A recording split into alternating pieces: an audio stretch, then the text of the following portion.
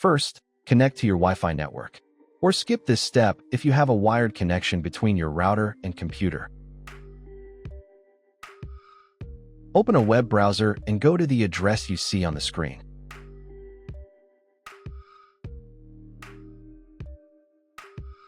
And press Enter. If none of these addresses worked, then find the address printed on a label on the back or bottom of your router. If this address also did not work, then watch my other video where I show how to find the correct IP address of the router and then return to this video. All links are in the description. After entering the correct address, you will be taken to the login page. Here, you'll need to type in your router's username and password. For most NETGEAR routers, the default username is admin, and the default password is password. After entering your login details, click this button.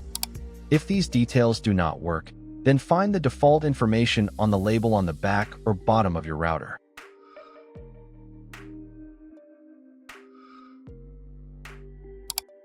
If nothing works, you will need to reset the router to its factory settings and set it up again from scratch.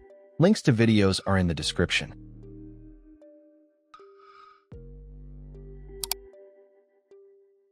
Done. You are now in the router's admin panel.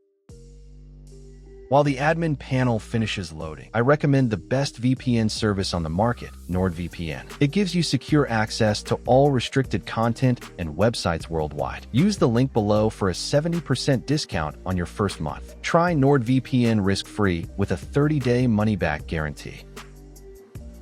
Go to the Advanced tab. Then go to the Security tab. And here select Access Control.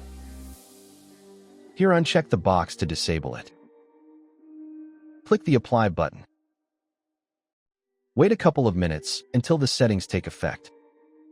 Thanks for watching.